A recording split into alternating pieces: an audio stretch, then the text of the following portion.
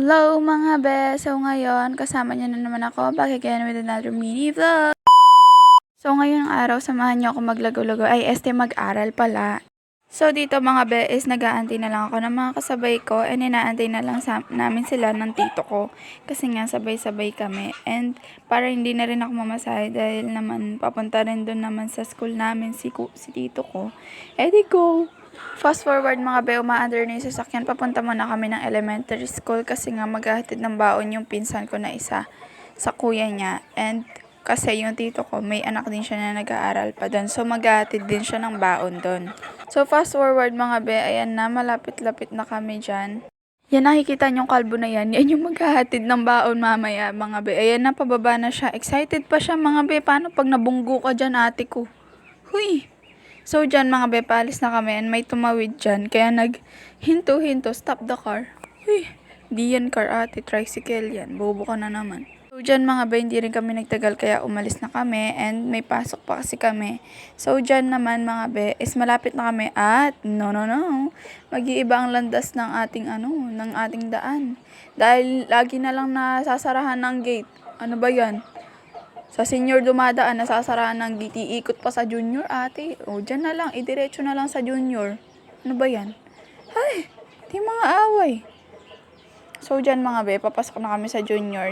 And first time nyo makikita yan sa vlog ko. Fast forward mga be, papunta na ako ng aming building, which is sa senior high. And kasi nga, di kami dumaan dun. Yung kasi, yung gate kasi, hindi kasi pwedeng buksan nang hindi pa lumalabas yung grade 10 ate. So yan, nakapunta na ako sa may harap ng room namin. Diyan, nag-aayos-ayos ako kasi nga parang magulo na yung buhok ko. Natanggal na yung kulot ate, na-stress. Imbis na magkulot, nag-straight. Uy! So diyan mga be, pinagtitripan ako ng dalawa kong kaklase. Tinitingnan nila ako, tapos tinatawanan nila ako. Sko, oh look at the view. Because I love you. Uy, JJ Moon.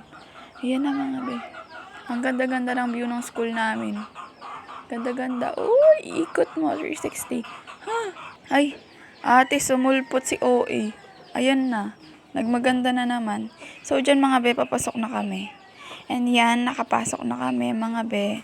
And inaantay na lang namin lumabas yung ibang grade 8. So, fast forward mga be, dahil bawal kami gumamit ng cellphone to 1st hanggang 4th. Dyan, fast forward. Nagre-recess na ako. Lumalamon na naman. Dahil hindi mabusog ng kahit anong pagkain. Nagkanin na lang, baka sakaling makalamnan naman yung tiyan natin. Uy, grabe ba? So yan, mga nakikipagdaldalan pa ako dyan habang kumakain kasi naiinip ako. Ano ba? Naiinip lang ako. Ate ko, nagkaroon ng singing competition. Uy, nagkaroon ng concert sa loob ng room. Yung laro, may halong kanta. Hala, nasira yung mga bintana, nabasag sa sobrang ka-OA ng mga tao. Kumakanta ate, pakinggan.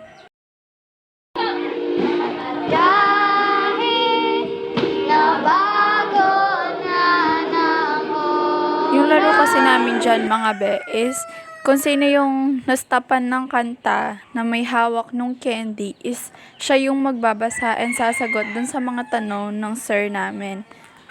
Fast forward mga be, tapos na yung last subject namin and dyan, nagpipila na kami and naglilinis na yung ibang kaklase namin, yung mga cleaners.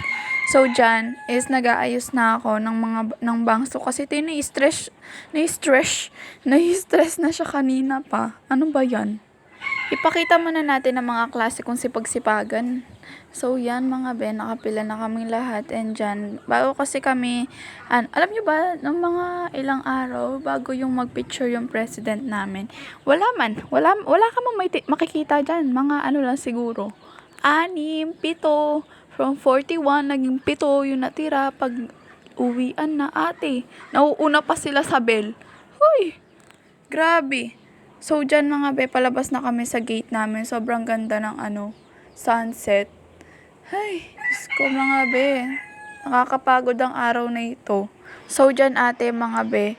Diyos ko, nakalabas na yung mga taong to. So, dyan nakalabas na talaga kami. Nasa kanto na talaga kami. Nag-wait kami ng jeep dyan kasi hindi ako masusundo ng papa ko kasi nga 6 pa yung labas ng mama ko and sa Bataan pa siya. So, dyan mga be, kasama ko na naman yung mga ate niya. Fast forward mga be, di rin nagtagal, nakasakay na kami ng jeep and dyan, pinagtitripan namin, may pinagchichismisan kami dyan mga be, so secret na lang yun. Uy, walang makakaalam ate, bawal malaman, bawal i-share.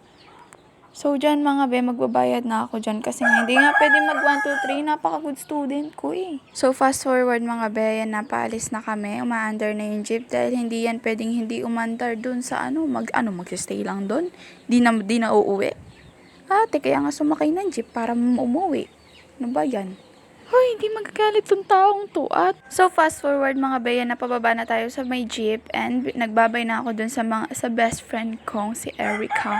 Ang aking ate kuhuy nakasama sa kabaliwan at ka-OA yan. So yan mga be, patawid na naman ako. Mag-ingat ate, kakasal ka pa. Hoy, ate naman, it's too early. Hala, English. So dito mga be is inaantay ko na lang na dumaan yung ibang sasakyan para makatawid na tayo and it's too late na kasi and medyo madilim-dilim na rin, di lang halata sa video. So fast forward mga be, ayan na, nakatawid na tayo and yan lang, hanggang dyan lang muna ang ating video. Thank you. Mwah.